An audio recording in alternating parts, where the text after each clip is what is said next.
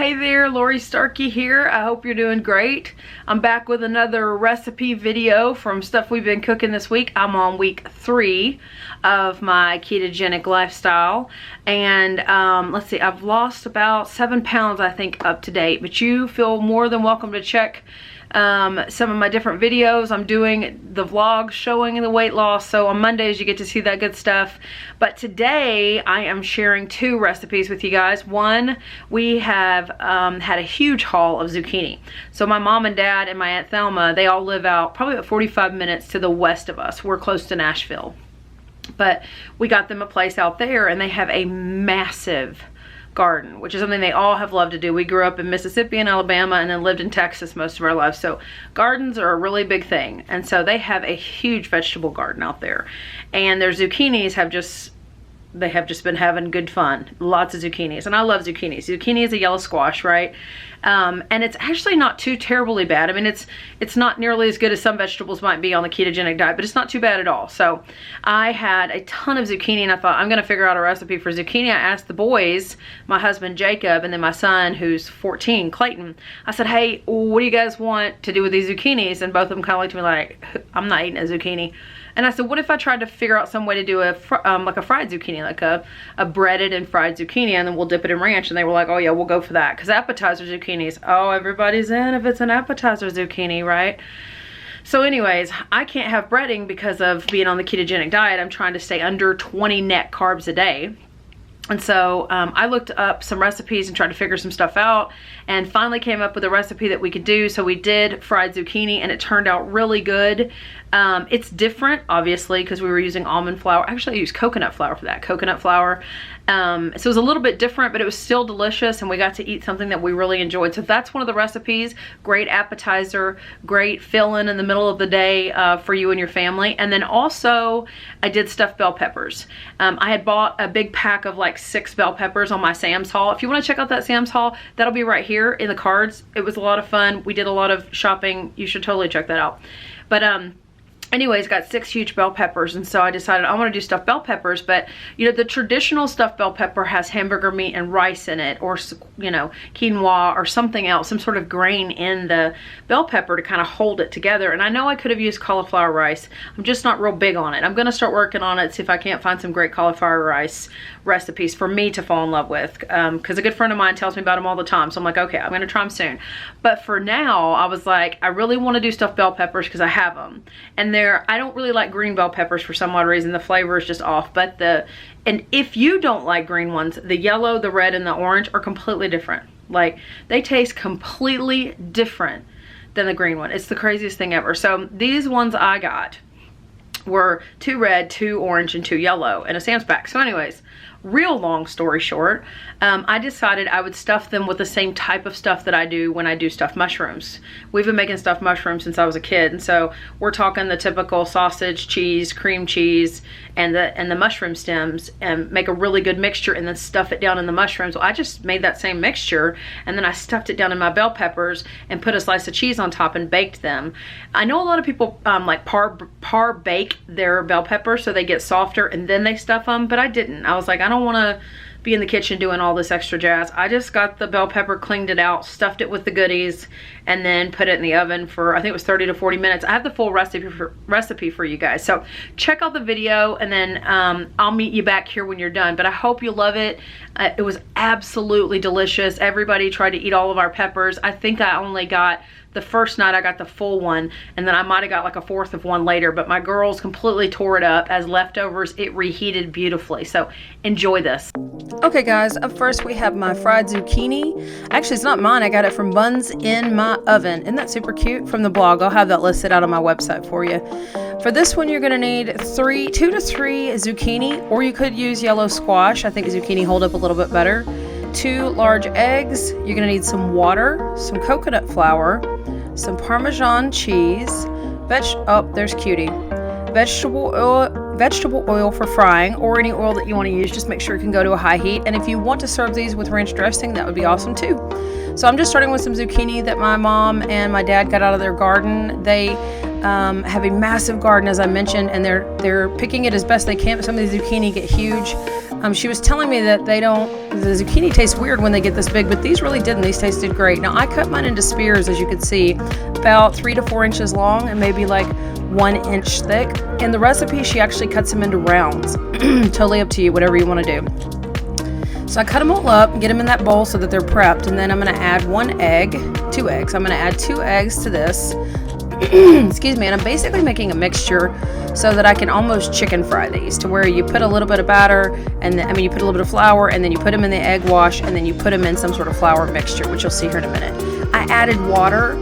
I added 1 tablespoon of water to my 2 eggs, and I'm just whisping it around to kind of mix it. The water thins it out.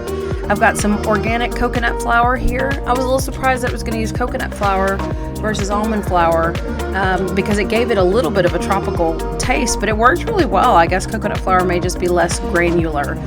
It worked really well. So I'm going to add 1/3 of a cup of coconut flour and also 1/4 of a cup of powdered Parmesan. I think you could probably use the shredded Parmesan, but the powdered Parmesan works really well because you're looking for like a flour consistency here. So anyways, I'm going to mix those 2 up, and then we'll start putting the zucchini in. And you can do this many ways. You can do them all in the egg and then put them in the flour mixture. Oh, hello to myself. Or you can do a few at a time. I got a plate out and started just kind of doing them in batches, but you're going to want to mix up that coconut flour and Parmesan really good. And then, like we always talk about, I want to add salt to my vegetables so that it kind of starts to sweat them. Number one, I know we don't have them on heat, but it still will start to sweat them. You want them to sweat because you want them to be able to stick to the flour. They'll get kind of wet. I always add a little bit of pepper to everything, but my dad loves pepper, and so he over peppers just about everything. So if we accidentally over pepper something, it goes to Papa, as we call him. So the recipe didn't call for this, but I did use a pinch or so of that coconut flour just straight onto my zucchini, because like I said, the egg wash will stick better. And this is if you're frying anything, take this from a Southern cook. The egg wash will stick better if you can put a little bit of flour onto the vegetable or the meat or whatever before it goes into the egg wash and then into the flour. Now I'm using Crisco pure vegetable oil. I'm going to put probably 1.5 to 2 inches down in this pan. You don't need it to where the zucchini is completely covered in oil, but you want it to where about half the zucchini, from the bottom up, is covered so that you can cook it, just by flipping it once, you could cook both sides of it. And I'll kind of show you that process here in a minute too. So you take each of your zucchinis and you turn them in the egg mixture. Yep, just kind of shake it off. It's okay if you have a little bit of egg left. It just makes even more batter. So just turn them in the egg mixture, and then you put them over in the flour and Parmesan cheese mixture. And I'm going in batches, as you can see. Now your hands get like hella dirty, as you can imagine on this. So you can take a break and wash your hands at any point in time if you feel like you need to. But it's just part of it. Anytime you batter and fry something, it seems like this is always the case. And again, like I said, she did rounds. I thought these turned out delicious. They fried perfectly, like there was nothing unfried. You can see how many it makes. This is actually 4 servings. So I think it's probably like 4 to 5 zucchini sticks per serving. And you can use smaller zucchinis. Obviously in the store they don't have those mammoth zucchinis that my parents have. The smaller ones are going to be even easier to do the rounds. I don't think you could do the rounds with those bigger zucchinis. You would kind of have to use half moons. As always, I try to get everything prepared ahead of time. My lucky tongs that I love so much. Now what I'm doing here is I want to know if the oil's hot enough if it's going to fry something. You could put a piece of zucchini in there, but if it wasn't ready, it would just make that zucchini soggy and nasty, and you'd lose a piece of your zucchini. So the best way to do it, if you're going to fry something, whether it's fried chicken or fried vegetables or whatever you're up to, is just to drop a little piece of the flour into the oil, and you'll see it, oh, it's ready to go. And you're like, oh, okay, good. Well, I'm going to start putting my stuff in here. I had no strategy for how I put this in here. You saw it pop, so I'm kind of moving the camera back. Just be careful. I have this on a 7 to 8 probably. If it's too high for you, you need to turn it down to a 6 to 7. But I just keep putting them in here. And at some point, which I don't think you get to see, I have to add more oil. If you have to add more oil because the zucchini sucked it up, you need to wait and let it reheat just a little bit. You don't want to just go ahead and add the next batch, or they're just going to sit there and not cook. Now I'm checking the other side. You kind of really do want to leave these alone as best you can. because unfortunately the breading is super tender, and so it will fall off very easily. I think you'll even see that some in this video, but I'm shaking each out. I don't want these to just be full of oil, but you're going to want it to go on either side, and then it should be ready to go. The zucchini's nice and soft and delicious once the breading is done. Now I'm just adding some ranch dressing. You could make your own. You could do sour cream with garlic salt or any other white dip that you like to dip things into. We're just a ranch family. You could even make it yourself and probably have less carbs because you know they add a few things to those bottles. You can see Jacob in the background here. Of course, all you see is his hands and hips, but he's literally waiting to try these. We get fried zucchini every time we go to just about anywhere, but our favorite place to get it is at the Cheesecake Factory. If you've not had it there, you are missing out. You definitely need to try it. So I'm trying to make this look cute for you and for us. It was absolutely delicious. Jacob's waiting. And of course he's 6'4", so trying to get him in a picture with anything else is always such a blast. But as you can see here, he's willing to do just about anything. Watch this, too funny. Oh yeah, try again, buddy. Turned out so good. And next up we have stuffed bell peppers. I did these myself. I just kind of used a stuffed mushroom recipe like I mentioned to you. Make sure you turn your oven on 350 degrees Fahrenheit for this.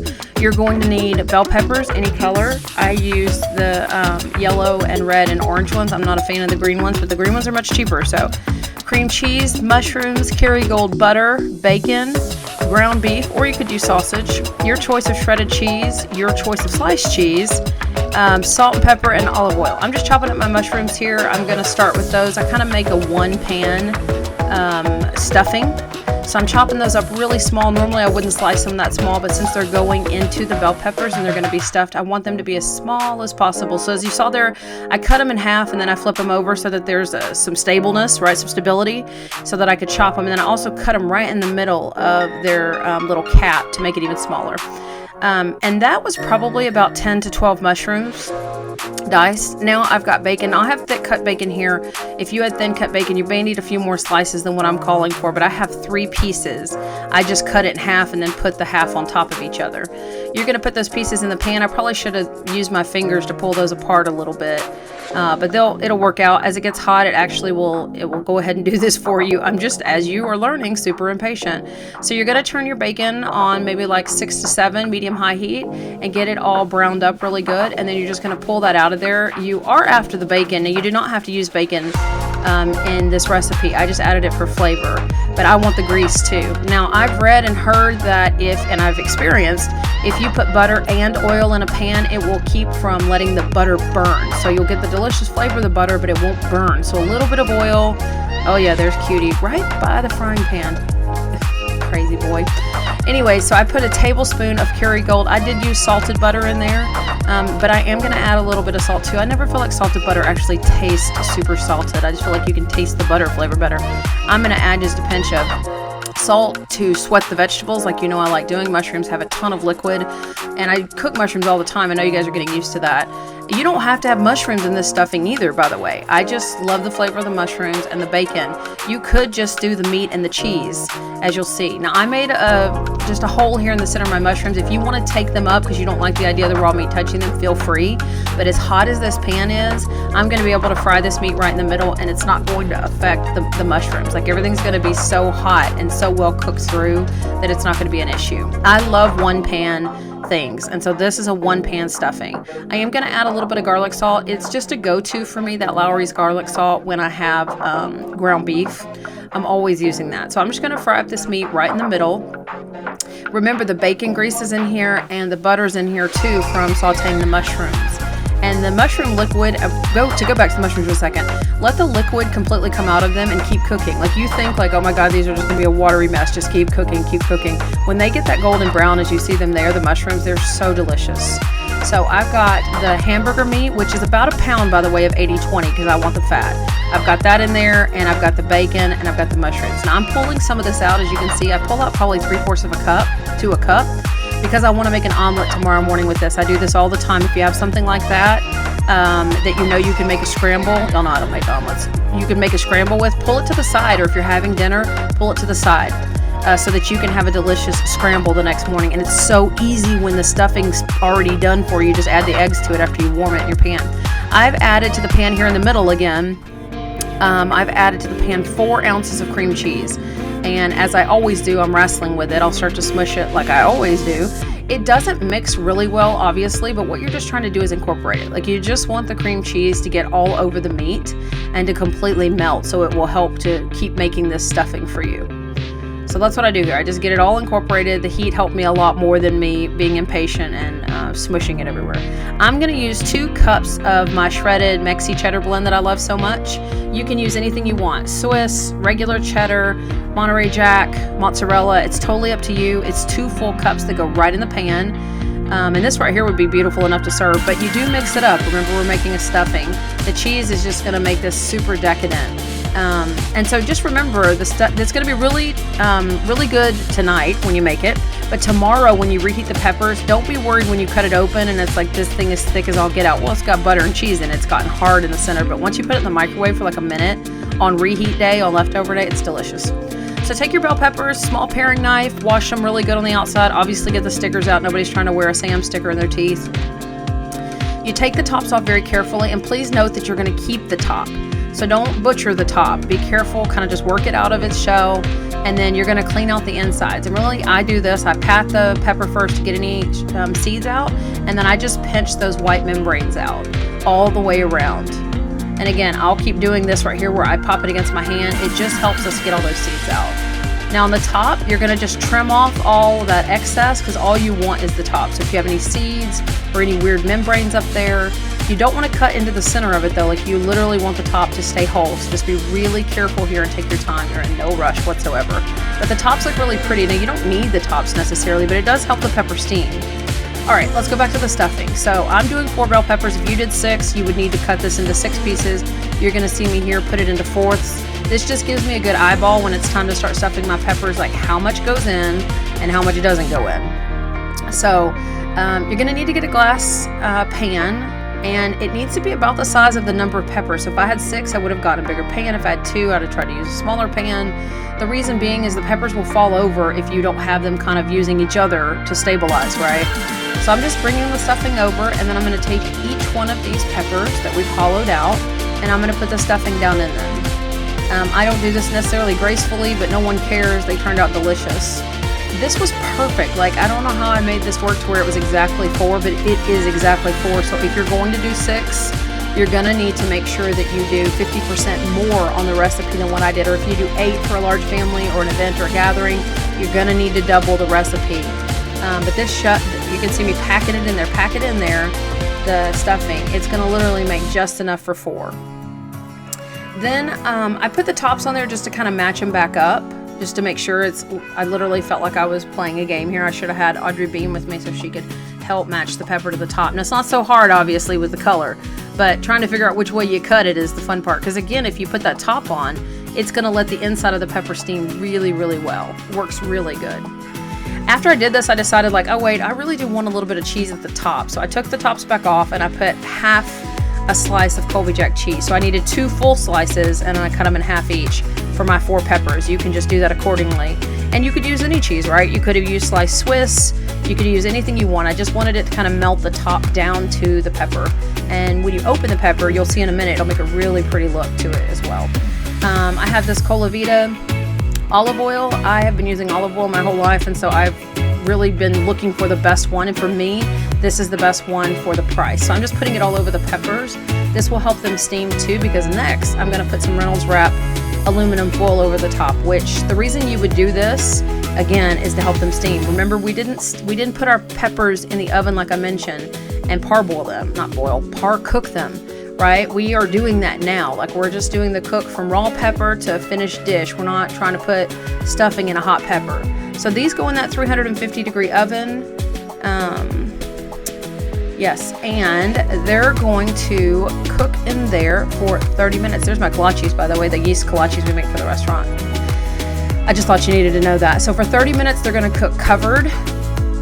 You can just let them go at it. And again, that steam is that aluminum foil is what's steaming them. So please be careful when you take that off. And then put them back in for an additional 15 minutes. And that's really just to get the pepper a little bit dark and to cook the outside of the pepper. The inside of the pepper is fully cooked now because of what you did with the aluminum foil. That is obviously not me. I'm not a Vanna White. Oh, there's Vanna White. And he's too cute. He's super helpful too.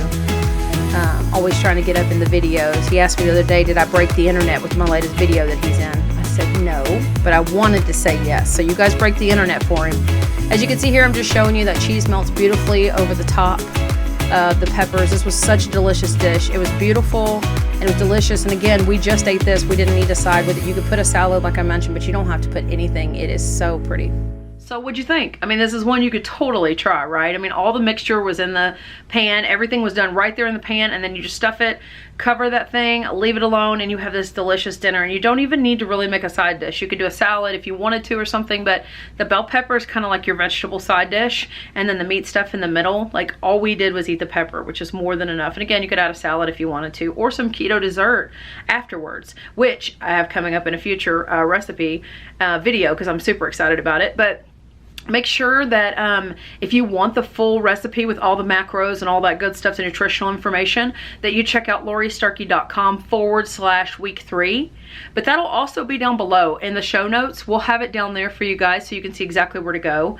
And before you go, I would love for you to find me on any of the other social media platforms too. I would love to connect. I have all my links below. I have a VIP group that you can join that I'll send out a newsletter once a week just to catch up with you guys and make sure you saw the new recipes and ask for your advice and your opinion and just kind of go on the journey together. And then I also have a link below for my Ketone-tastic community. It's a group where we're just trying to share our lives and our journeys with each other, especially as it relates to our health and our fitness. So I would love to have you come join us. There's a link in the show notes so that you can come be a part of that. If you like it all what we're up to, please hit that subscribe button. I would love to have you be a part of what we're up to over here on YouTube. And if you want the notification bell, hello, will totally, if you click that, it'll totally tell you when we upload new stuff, new recipes, new videos, all the good. So I hope you enjoyed that stuffed bell pepper recipe and that fried zucchini recipe. I think one of the things that's been most helpful for me in my keto journey has been when we have a meal we want, when we have a meal that we like and I can't have it, I just look up recipes. I mean, like, Google is so helpful, right? I look up recipes there or on Pinterest or on YouTube and just find something new that's keto friendly. Somebody has reinvented it. And if you are a total whiz in the kitchen, like I consider myself a pretty good cook, you totally can redo it yourself, and then you can share it with other people, like my stuffed bell pepper. I just took something I knew, I put it in a new way, it turned out delicious. I really hope you're blessed by it, that you try it. Let me know in the comments below if you have a recipe you want me to try, something that you love that you did. I would love to feature that. That'd be super awesome. And if you try mine, I would totally love to hear if you thought it was great, if you thought it sucked, if you thought it needed different this or different that, or it would be better if you used goat cheese, or maybe you shouldn't use sausage, let's use chicken. Dude, I would just love to hear whatever you have to say below in the comments. That would be super awesome. So anyways, go out, get to cooking, take total control of your keto journey or whatever weight loss journey you're on or whatever journey you're on, because it's yours. Like, your life is yours. And I think a lot of us live under the misconception that it's not, that it's controlled by other people or controlled by outside circumstances, and where some things might, most things aren't. So take back your power, take back your control, and go out there and just whoop it. That's what I plan on doing. So have a great week whooping it. Later.